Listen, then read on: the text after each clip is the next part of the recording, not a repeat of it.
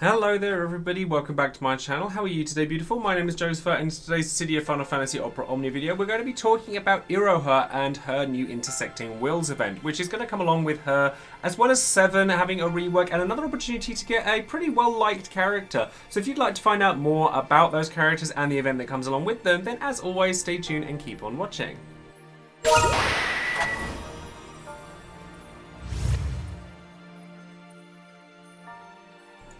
Before we get started, of course, don't forget to check out all of my social media links down in the description box below. And as you may have already heard, I am actually going to be going to San Diego TwitchCon. And a massive thank you goes out to so many of you guys for supporting this journey and for allowing me the ability to go. And because of that, I've got lots of nice things planned. I've got another painting giveaway that I'm doing.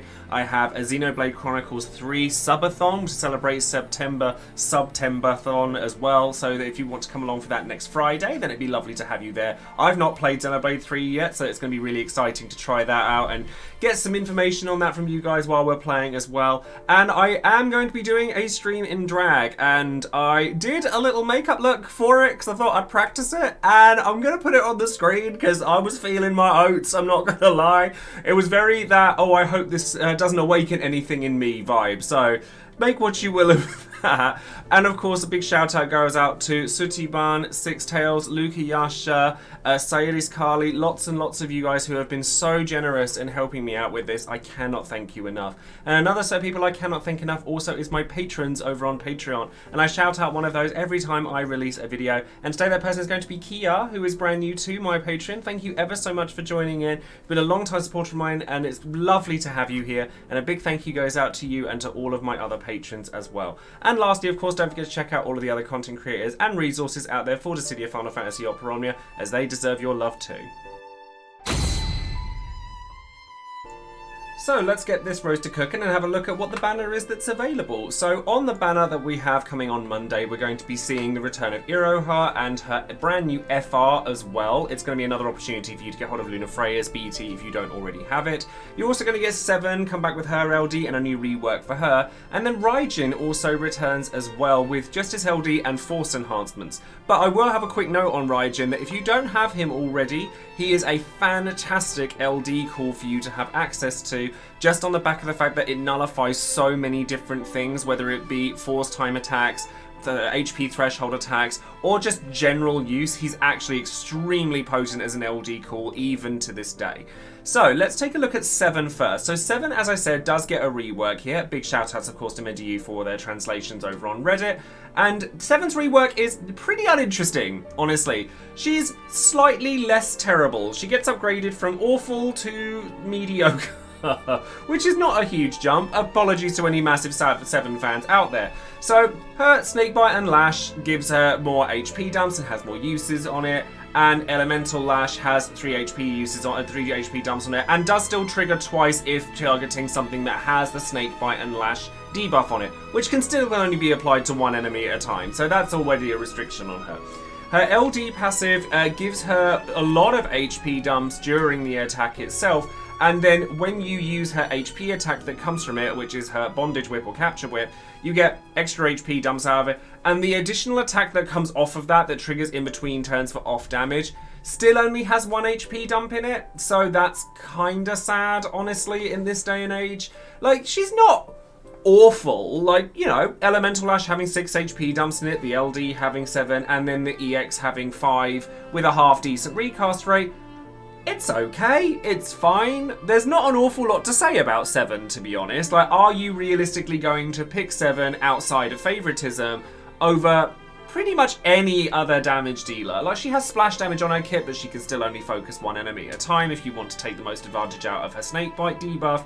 She still has not as much going for her as a lot of damage dealers do. There's more stipulations involved, like the fact she has 3 elements attached to her, and they're all kind of weird ones to cross over, so when elemental lockouts become a thing, she's not going to like that very much, but she also doesn't enchant the party for any of those elements either. So it's all very awkward when it comes to Seven. Like, when Seven comes back around again with her FR, which is much later down the line, she's still not fantastic, to be honest, but if people are really looking out for her, then maybe they want to consider saving for that, because honestly, the same story applies to Iroha as well.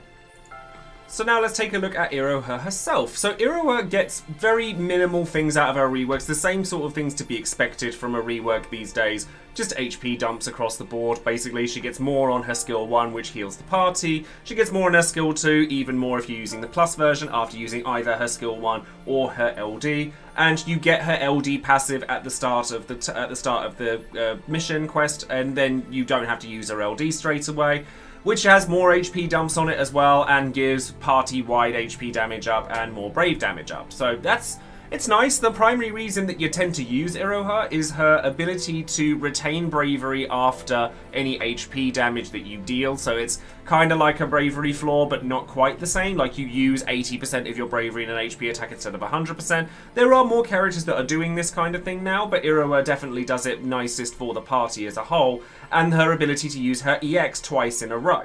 So when you do get her EX, you get 2 lots of it from 2 separate turns, and because of that, sadly, it is a 4 HP dumping attack, but you don't get any additional HP dumps on that with her rework here. You do get a recast speed up, and you do get to start with it, like, as the first turn, which is wonderful. But all in all, I don't think her rework does enough for her to truly elevate her beyond any particular point. Her FR, however, is very nice. Like, her FR removes all debuffs, so that's a Esunaga for the party already, partnered with Noel, by the way, and then does large HP damage 3 times and sets up force time for you, which requires either a turn passing with a character at 100% of their max HP or higher, or with their bravery at 20% of max bravery or higher. So it's kind of like Ursula's in that it's extremely easy to fulfill and you can just go with it. It's a nice FR to have. My only issues when it comes to Iroha is that while she's quite good on her own and she's actually brings some stuff to the party, there's a lot of events nowadays that can be cleared just by brute forcing them and don't really need a generic FR if you've been pulling for pretty much anyone in the past month or so that's more sort of specialised in what they're doing, because you're probably going to try and get the most out of those characters to warrant you having spent your ultimatomes, your high power stones, etc. Whereas Iroha is just a nice character to have. I certainly found this with Ursula, who is another character that has kind of a generic FR, as it were, and Lude will have a similar one later down the line as well. Whether you consider this to be a really nice thing to have access to is entirely up to you. The other thing I will say that puts me off Iroha is that later on she gets a BT, which does elevate her even further, and we know for a fact that her FR is going to be available for that. So while I wouldn't mind having Iroha, I think that she's a very interesting character. I think she's very cool. I do think that this banner, personally, over the course of this month, is probably one of the lower priority banners we have available, just because I think if you've been pulling for any characters recently, you probably just don't need a lot of what's on offer here. So now let's take a look over at the event that's going to be arriving with Iroha, which is her Intersecting Wills. And big thank you, of course, to Dissidia.com for their information here.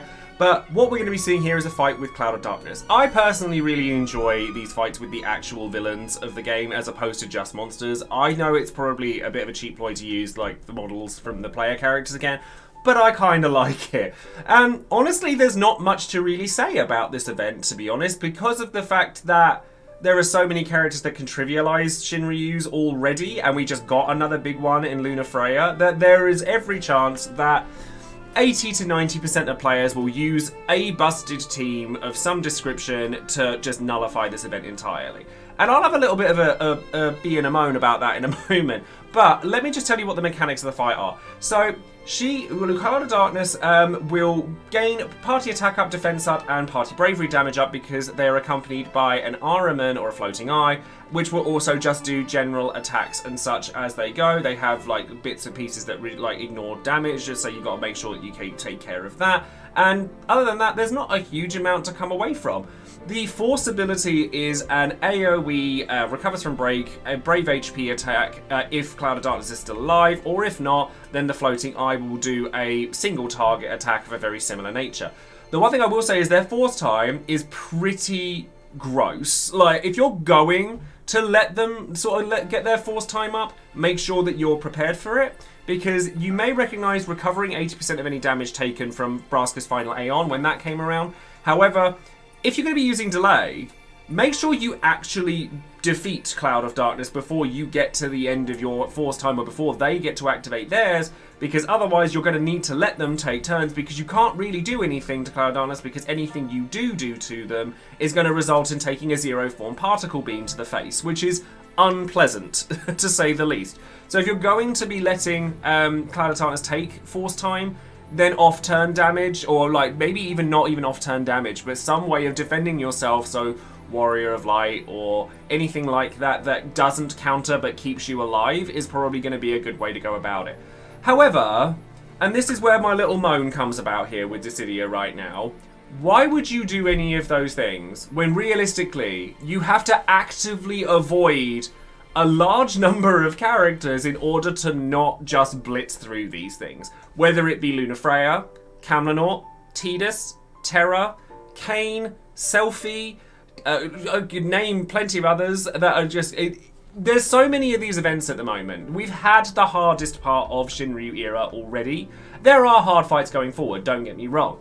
But there are so many of these events that you have to make a conscientious effort to not make an effort in order to beat them. And I think that that's a bit weird, honestly. Like, I think that why make it so exciting to pull for a character like Lunafreya when there's no content that makes it worth her while to be there, because her being there trivializes the content altogether. If she were the only character like that, I'd probably not think much about it. But the fact that there are a good 7, 8, maybe even 10 characters, Machina is another good example here, that can just use a FR ability and just go off, makes me feel a certain kind of way about it. But I don't know, maybe you guys feel differently from me. Perhaps you appreciate the fact that the content is easy, like after we've had more difficult times with Dare to Defy. I'm not creating a discussion about that, God forbid. But I always find that I prefer content that challenges me and gives me reason to want to pull for these super powerful characters, as opposed to kind of gimping myself in order to make the content fun. I don't know. What do you guys think about that? So now, of course, we have Would You Pull, the section of the video where you, the viewer, get your chance to let your voice be heard and tell everybody else why you would pull on a banner or not, and why that might be the case. So, big thank you, of course, to all of my patrons for casting their votes and their comments, and if you'd like to be included in the conversation for this, or perhaps be featured on the videos for your own comments, then perhaps you'd like to consider joining up on the Patreon as well. So we're going to go straight into the numbers here. So of the 100 plus people we asked, 8% of people said that we're going to use gems here, 38% of people said they're going to use 100 or more tickets, 25% said less than 100 tickets, and 29% said no thanks. So, kind of varied on the list here. Me, personally, I will throw some tickets at this banner because I still don't have Lunafreya BT, and I certainly wouldn't say no to Iroha's FR. I don't think it's bad. I don't think it's bad at all. In fact, I think it's very good. I just need some sort of reprieve for my high power stones more than anything, and something's got to give eventually, and Iroha, even if I did get her FR, it'll probably be just kind of there more as a collection item for me rather than something I plan on investing in. So let's go into some of the comments. Drifter says, I'm extremely excited for Iroha FR, but that's because I love her as a character. I should probably wait till her BT comes out because I'm low on resources right now. Hopefully I get lucky though, because I'd love to use her now and not have to wait until then. One thing I will say about her BT is, from the common consensus I get from JP players that I speak to, her BT is actually kind of disappointing. So if you did want to make use of Iroha's FR now because of its pleasant generic sort of attitude and the fact that she does provide healing and auras and, you know, a unique buff for the party, without taking buff slots out, I might add as well for the party, then yeah, you could absolutely pull for her here. For me, it's more a case of she's a character that people would want but not need, but in this day and age where we're in sort of content where there's a lot of characters that you want but don't need, then that's not a bad thing against her either. Lancer Bane says, I am throwing some tickets here, but more for Raijin LD than the FR, since I already have Ursula for my general purpose FR, but I'd be more than happy if I do get it. Now, I will say that I think Ursula and Iroha are different enough that you can have both. Like, Ursula is purely bravery focused. Everything on Ursula is about bravery. Iroha is a healer as well as a battery unit, and that reflects in her FR as well, thanks to the fact that it asks for your HP to be at max, which isn't difficult to achieve if you have Iroha in your party, of course. It's generic, but it's like the typing is different. She's not an instant turn character like Ursula. She doesn't have the turn warping bits like Ursula, which in some cases can waste time on force time, etc. But she also doesn't provide kind of the bravery floor in the same way that Ursula does. So it's swings and roundabouts. Like, yeah, they take a similar role, but much like a lot of characters, I think a lot of characters get compared to each other kind of unfairly. So I think it'd be nice to kind of treat them as their own individual unit. But I can see the comparisons. Finally, Pale Rager says, I'm going to skip this one. I have most of the gear on offer here, and I know Iroha FR will return with the BT released later down the line. After a Luna Freya BT pity, I need the breathing room, and this banner provides it. If I were to pull, I'd only be chasing the FR with everything else being a dupe. Good way to pump out Power Stones, and Iroha is very powerful, that much is true, but this era is more conservative than any other I've experienced so far. So, one thing I will go back to Lancerbane's comment and say, like for saying, is I do think it's very, very good that you're pulling for Raijin LD more than the FR, because that doesn't take a lot of resources for you to do anything with.